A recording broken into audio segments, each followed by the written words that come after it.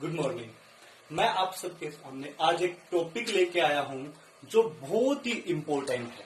इस टॉपिक के अंदर आज हम अपने पॉलिटी में हमारे जो संविधान के भाग नंबर 3 के अंदर के अंदर जो मौलिक अधिकार लिखे हुए हैं उनके बारे में पढ़ेंगे। किसके बारे में पढ़ेंगे? मौलिक अधिकार के बारे में, जिनको हम मूल अधिकार के नाम से भी जानते हैं और इंग्लिश में बोलते हैं इनको फंडामेंटल राइट्स।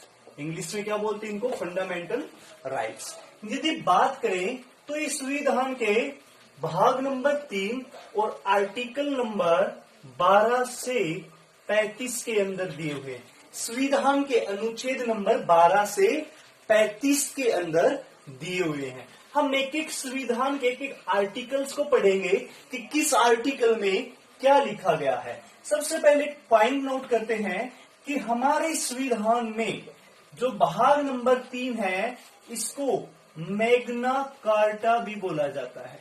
क्या बोला जाता है इसको? Magna carta. मैग्ना कार्टा का मतलब क्या होता है, ये सबसे पहले इंपॉर्टेंट होता है। कई बच्चों को नहीं पता होता कि मैग्ना कार्टा का मतलब क्या होता है। याद रखना, मैग्ना कार्टा का मतलब होता है ग्रेट चार्टर। क्या मतलब होता है?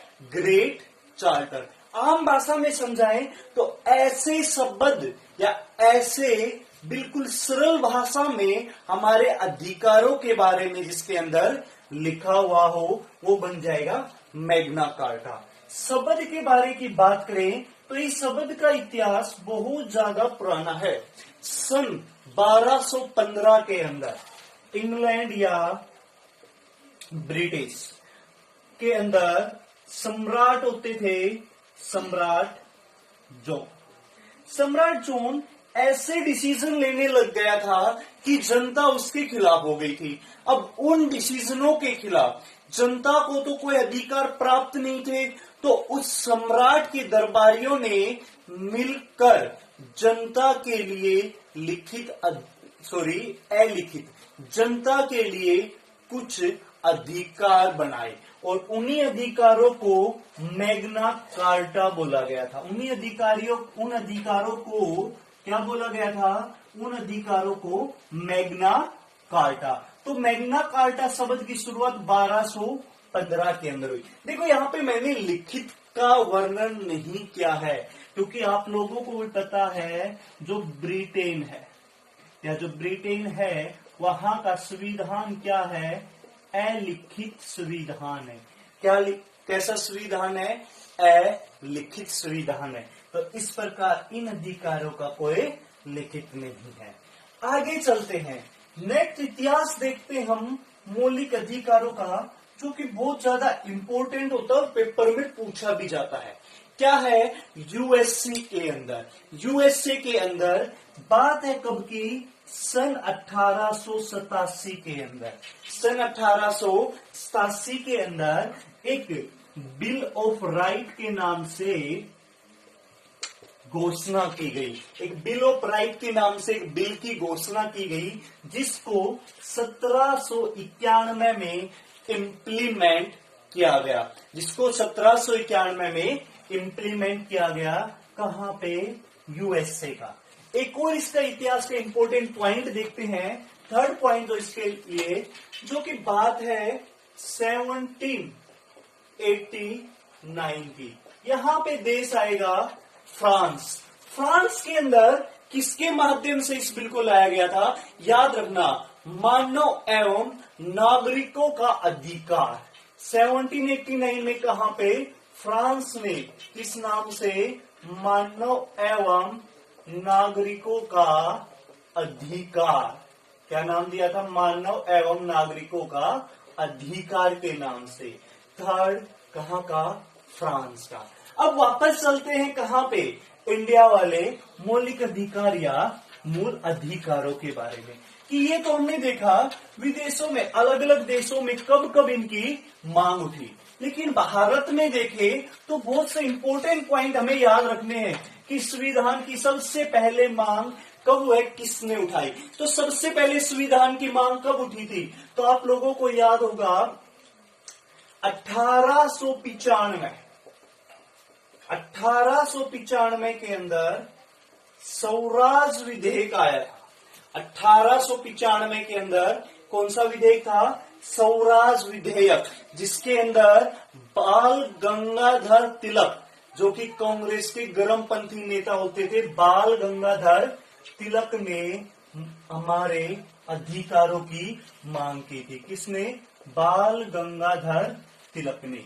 उसके बाद दूसरी मांग कहां और कब इंपॉर्टेंट हुई? तो दूसरी मांग बहुत जगह, बहुत कम पढ़ा होगा आपने, एनी बेसेंट ने। दूसरी बार किसने मांग की थी? एनी बेसेंट ने। एनी बेसेंट ने कहां पे मांग की? तो याद रखना, एक Commonwealth of India, Commonwealth of India, Commonwealth of India नाम का टिलिया विधेयक सन 1925 के अंदर पास किया था। उसके अंदर एनी बेसेंट ने मांग की थी। उसके बाद की बात करेंगे थर्ड, तो आता है 1928 की नेहरू रिपोर्ट। 1928 की कौन सी रिपोर्ट? नेहरू रिपोर्ट के बारे में। फोर्थ पॉइंट मोस्ट इंपोर्टेंट हो जाता है।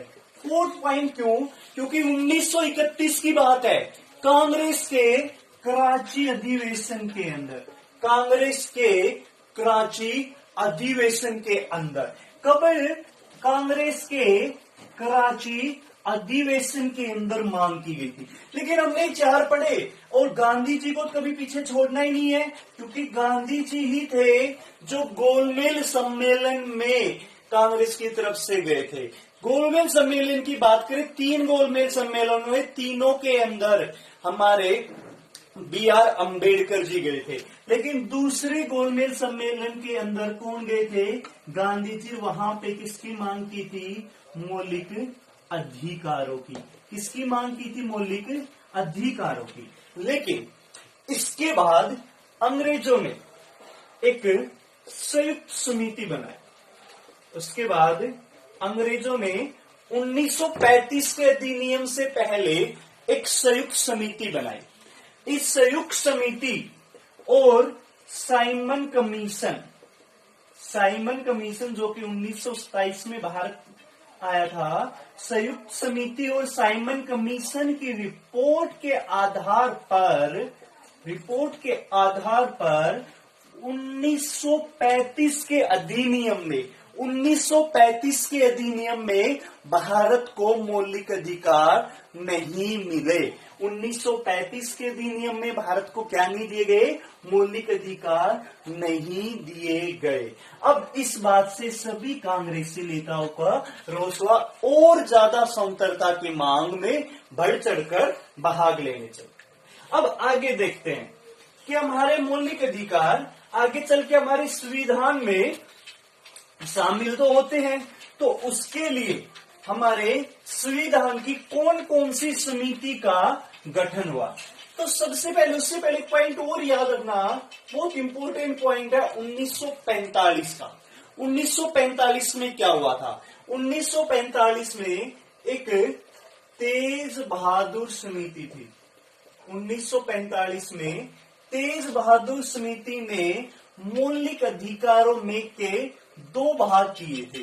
मीन्स हमारे जो अधिकार हैं उनको भी 2 भागों में बांटे। क्या क्या है जो कि हमारे संविधान के? एक तो भाग नंबर 3 के अंदर है और एक भाग नंबर 4 में। तो 4 में क्या है? नीति निर्देशक तत्व। क्या डिफरेंस क्या इन दोनों के अंदर? कि जो मौलिक अधिकार होंगे यदि उनका हनन होता है तो हम हाई कोर्ट या सुप्रीम कोर्ट में सीधा रिट जारी कर सकते हैं। मीन्स ये वाद योग्य है और ये इनके ऊपर सीधा रिट हम जारी नहीं कर सकते। ये किसके द्वारा अलग किए गए थे? तेज बहादुर समिति 1945 के अंदर। उसके बाद आती है अधिकार समिति, जो कि हमारी संविधान सभा में एक अधिकार समिति बनी थी, जिसके अध्यक्ष थे सरदार पटेल जी। अधिकार समिति के अध्यक्ष कौन थे? सरदार पटेल जी। और एक इसी की उप समिति भी बनी थी जिसके अध्यक्ष थे जेपी कृपलानी जी। जेपी कृपलानी का याद रख लेना, झंडा समिति के भी अध्यक्ष थे जेपी कृपलानी जी। तो ये 3 समितियों ने हमारे मौलिक अधिकारों को, मीन्स हमारे फंडामेंटल राइट्स को हमारे संविधान में जोड़ने में मदद की थी। अब आता है नेक्स्ट क्वेश्चन कि हमारे फंडामेंटल राइट संविधान में शामिल हुए तो कौन कौन से आर्टिकल्स से। आर्टिकल नंबर 12 से लेकर 35 के अंदर इनको लिखा गया। यदि हम देखें आर्टिकल नंबर 12 से 35 के बीच में है क्या चीज, आर्टिकल नंबर 12 से 35 के अंदर क्या लिखा हुआ है। उससे पहले एक वर्ड पढ़ेंगे हम अधिकार के बारे में। किसके बारे में, अधिकार। कोई बता सकता है अधिकार कितने प्रकार के होते हैं, तो याद रखना अधिकार होते हैं 4 प्रकार के। एक होता है मानव अधिकार, एक होता है प्राकृतिक अधिकार, और एक होता है लीगल अधिकार, और एक होता है मूल अधिकार। इन चारों अधिकारों को शामिल किया गया है। लेकिन अब हम कौन से पढ़ रहे हैं, मूल अधिकार, जो कि हमारे आर्टिकल नंबर 12 से 35 के अंदर लिखे हुए हैं। तो सबसे पहले आर्टिकल नंबर 12 में क्या चीज लिखा हुआ है, ये इंपॉर्टेंट बन जाता है। यदि हम आर्टिकल नंबर 12 की बात करें तो इसके अंदर राज्य की परिभाषा लिखी हुई है। क्या लिखी हुई है इसके अंदर, राज्य की परिभाषा। देखो आर्टिकल नंबर 36 में भी सेम चीज लिखी हुई है, लेकिन हम यहाँ पे कौन से आर्टिकल की बात करें, आर्टिकल नंबर 12 की। राज्य की परिभाषा के अंदर क्या क्या चीज आते हैं, तो संघ की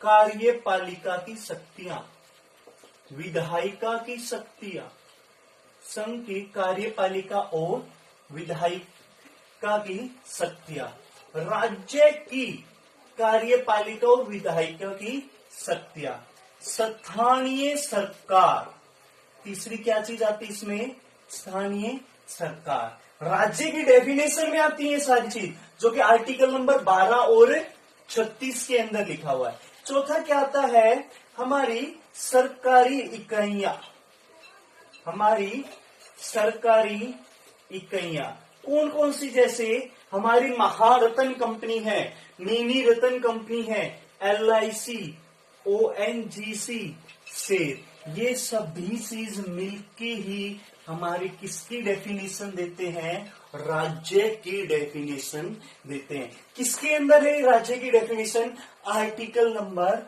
12 के अंदर इस राज्य की डेफिनेशन दी गई है। आर्टिकल नंबर 12 के अंदर राज्य की डेफिनेशन दी गई है। इसके बाद आता है अगला आर्टिकल, आर्टिकल नंबर 13।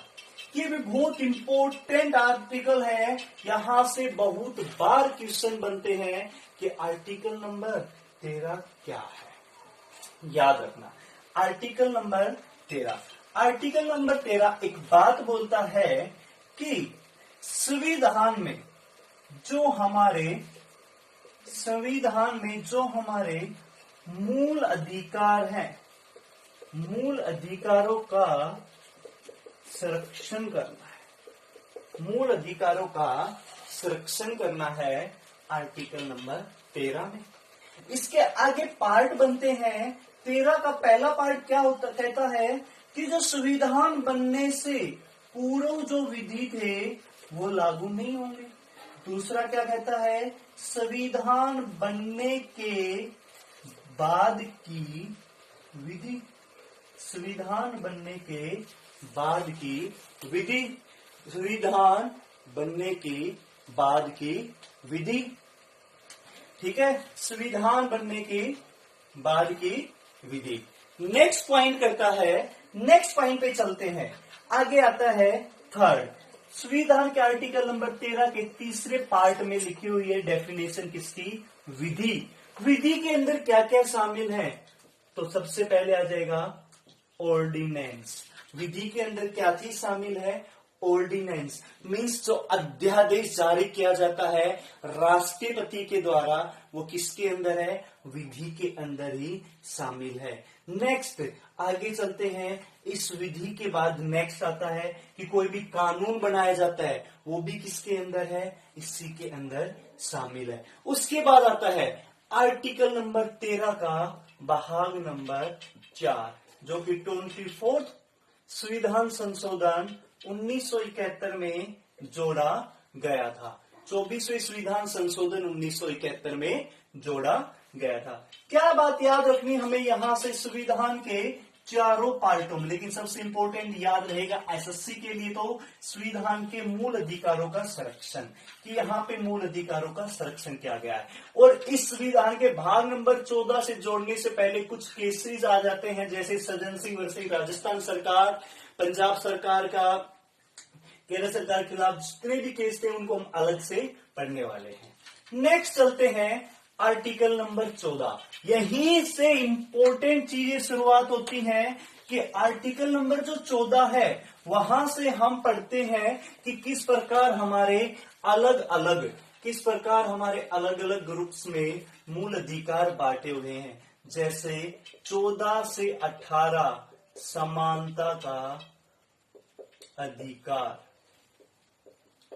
18 से 22 स्वतंत्रता। नेक्स्ट भी पढ़ेंगे 18 से 22 के बाद नेक्स्ट स्लॉट हो जाता हमारा 23, 24 और उसके बाद 25 से 28, 29, 30 और 32। आर्टिकल 31 के बारे में लास्ट में पढ़े। लेकिन सबसे पहले इंपॉर्टेंट हमारा समानता का अधिकार, आर्टिकल नंबर 14 बहुत महत्वपूर्ण है। क्या बोलता है? सभी लोग समान हैं, सभी लोग कानून के सामने समान है। लेकिन वहां पे भी दो प्रकार की डेफिनेशन है, एक तो नेगेटिव डेफिनेशन बनती है और एक पॉजिटिव डेफिनेशन बनती है। जो नेगेटिव डेफिनेशन बनती है वो ब्रिटेन से ली गई है और पॉजिटिव वाली यूएसए से। नेगेटिव क्या बनती है कि विधि के सामने सभी समान है, मतलब कि आपने चाहे कोई अपराध जानबूझ के क्या हो, गलती में क्या हो, चाहे आपने अपनी जान बचाने के लिए क्या हो, तो क्या होगा? समान है कानून के सामने। चाहे आप विकलांग हो, चाहे आप महिला हो। लेकिन जो अमेरिका या यूएसए से लिया गया है उसके अंदर बोला गया है कि सभी के लिए अलग अलग ग्रुप है, कि आपने जान बचाने के लिए क्या है तो उसको आपको ये सजा होगी। तो इस प्रकार इसको हम नेगेटिव बोल देते हैं और इसको हम पॉजिटिव असेसमेंट बोल देते हैं। इसी समानता के अधिकार का आगे हम पढ़ेंगे। कुछ अपवाद भी हैं, ये बहुत इंपॉर्टेंट है। अपवाद कौन कौन से हैं? जैसे सबसे पहला अपवाद आता है कि जितने भी डिप्लोमेटिक पावर होती है, डिप्लोमेटिक पावर या जो हम राजदूत नियुक्त करते हैं, कि कोई भी राजदूत यदि किसी देश में है तो वो उस देश में कोई अपराध करता है तो उसको सजा नहीं मिलेगी। क्यों नहीं मिलेगी? क्योंकि 1961 के वेना के एक सम्मेलन में ये बात बोली गई थी। इसी के ऊपर आपने कभी पढ़ा होगा कि सऊदी अरब के एक राजदूत ने नेपाली महिला के साथ दुर्व्यवहार किया, दिल्ली पुलिस गिरफ्तार करने गई, उसको गिरफ्तार नहीं कर पाई थी। दूसरा एक बार एक राजदूत ने दिल्ली में बैरिकेड्स वगैरह तोड़ दिए थे, तो उसके खिलाफ कोई सजा या एक्शन नहीं लिया गया। अगला अपवाद है कि कोई भी एमपी संसद में और एमएलए विधानसभा में अपनी मत का प्रयोग करता है तो वो मत अपनी मर्जी से करेगा, चाहे वो पक्ष में करे चाहे विपक्ष में करे, और उसके ऊपर इसके मामले में फौजदारी वह दीवानी का मुकदमा दर्ज नहीं होगा। ये हमारे संविधान का आर्टिकल देखें तो संसद के बारे में 105 के अंदर लिखा हुआ है, और एमएलए के बारे में एक छोटी सी ट्रिक याद रखना, 105 + 89 कितना बन जाएगा? 9 × 5 = 14, 1, 194 4 में। ये जो ट्रिक है ना 89 की, मैं बहुत जगह याद कराऊंगा कि आपने किस प्रकार आर्टिकल्स को आसान करना है। तो मैंने 2 बताए, एक राजनीतिक, तीसरा एमपी और एमएलए का। एक और यहाँ पे आता है, वो आता है राष्ट्रपति के बारे में, कि हमारे देश का जो राष्ट्रपति और राज्यपाल होते हैं, हमारे देश का राष्ट्रपति और राज्यपाल जब ये पद पे होते हैं तो इनके ऊपर फौजदारी का मुकदमा दर्ज नहीं हो सकता। और दूसरा, दीवानी का मुकदमा दर्ज करने से पहले 2 महीने पहले नोटिस देना होता है। 2 महीने पहले क्या करना होता है? नोटिस देना होता है। तो ये सारी चीज हम कहाँ पे पढ़ते हैं? आर्टिकल नंबर 14 के अंदर हमने पढ़ी। पहले नेगेटिव पॉजिटिव क्या थे, फिर डिप्लोमेटिक पावर, फिर एमपी एमएलए को, फिर राष्ट्रपति और राज्यपाल को। इसी के साथ हम चलते हैं आर्टिकल नंबर 15 के ऊपर। आर्टिकल नंबर 15 क्या बोलता है? आर्टिकल नंबर 15 में सिंपल सी डेफिनेशन है। आर्टिकल नंबर 15 के अंदर क्या डेफिनेशन है? सिंपल सी। क्या याद रखोगे? पॉइंट याद रखना कि जन्म, जाति, नस्ल, जन्म, जाति, नस्ल, लिंग और धर्म के आधार पर भेदभाव नहीं करेगा कोई भी राज्य सरकार। कोई भी राज्य सरकार की जन्म, जाति, नस्ल या लिंग और धर्म के आधार पर भेदभाव नहीं करेगा। इसमें 15 के पार्ट नंबर 2 में बोला गया है कि राज्य सरकार इस प्रकार का कोई भेदभाव करती है तो उसके खिलाफ एक्शन होगा। लेकिन 15 का जो कि भाग नंबर 3 है, मोस्ट इम्पोर्टेंट, इसमें लिखा गया है कि महिला व बच्चों के लिए, महिला व बच्चों के लिए अलग से संरक्षण करना है। कि महिलाओं के विकास और बच्चों के लिए आप लोगों ने अलग से पॉइंट्स बना के रखने हैं कि महिलाओं को अलग से अधिकार प्रदान करने हैं।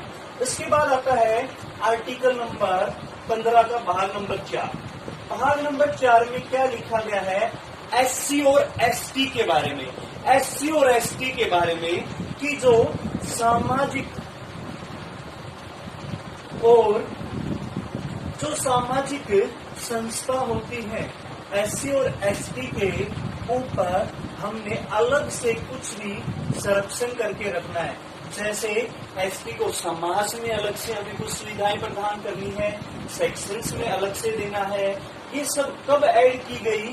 तो मतलब क्या हुआ? एससी और एसटी को विशेष उपबंध हमने देने हैं। ये कब शामिल की गई? ये हमारे संविधान में नहीं था। जब हमारा संविधान बना उस समय आर्टिकल नंबर 15 का भाग नंबर 4 नहीं था। ये कब शामिल हुआ? पहला संविधान संशोधन कब हुआ था? 1951 के अंदर ये शामिल हुआ। नेक्स्ट चलते हैं संविधान का भाग नंबर अनुच्छेद भाग नंबर 3 के अनुच्छेद नंबर 15 के पार्ट नंबर 5 में। पार्ट नंबर 5 में क्या है कि प्रदेश में मतलब राज्य में जितने भी कॉलेज होंगे वहां पे आरक्षण मिलना चाहिए बच्चों को। कब ये शामिल किया गया? ये शामिल किया गया 93वां संविधान संशोधन 2005 के अंदर। 93वां संविधान संशोधन 2005 के अंदर इसको शामिल किया गया। नेक्स्ट पॉइंट पे चलते हैं। 15 के 5 के बाद प्रदेश राज्य में 93वें संविधान संशोधन 2005 के बाद क्या पॉइंट याद रखना है कि यदि हम एससी और एसटी के खिलाफ कोई भी जातिवाचक शब्द का इस्तेमाल करते हैं तो क्या याद रखना है? एक एक्ट आया था कब?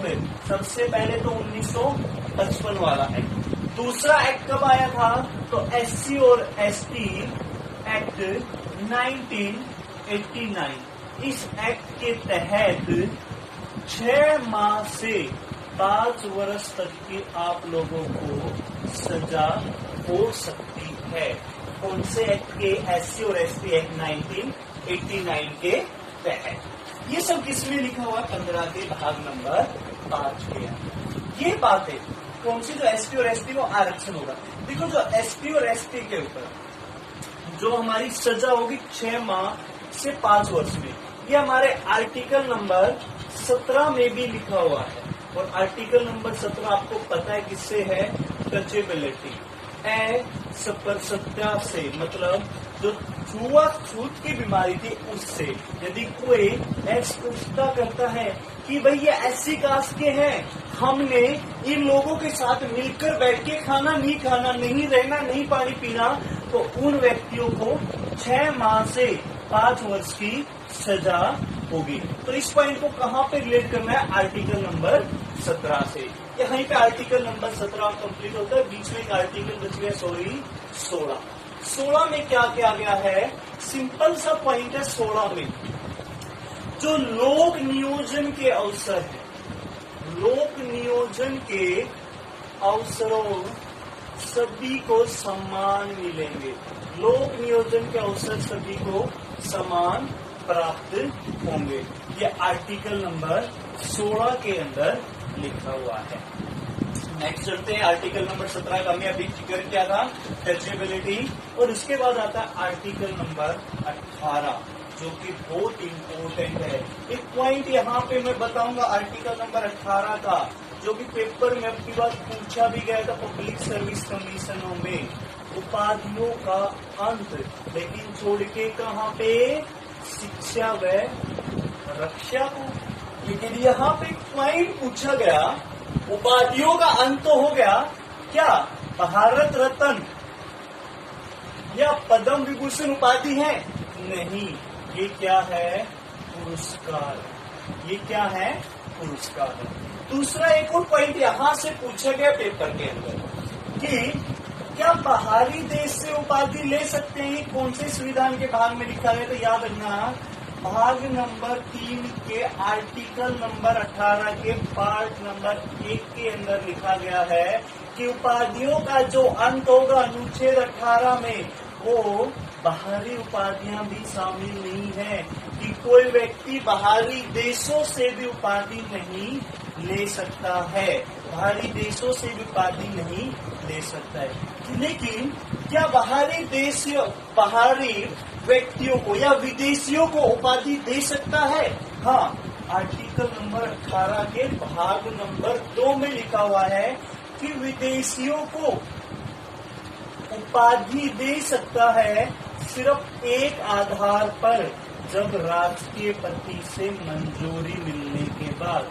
राष्ट्रपति से मंजूरी मिलने के बाद इन उपाधियों को किसी विदेशी नागरिक को दे सकते हैं। किसमें लिखा हुआ है? हमारा आर्टिकल नंबर 18 में। नेक्स्ट क्लास में हम पढ़ेंगे संविधान का आर्टिकल नंबर 18 से 22, जो कि हमें स्वतंत्रता के बारे में, 23-24 शोषण के बारे में, 25 से 28 धार्मिक शिक्षा का अधिकार, 29 संस्कृति एवं शैक्षणिक अधिकार, 31 संपत्ति का अधिकार जो कि मौलिक अधिकार नहीं है, लीगल राइट बन गया है, और 32वां संवैधानिक उपचारों का अधिकार। ये हम नेक्स्ट क्लास में पढ़ेंगे। Okay, thank you.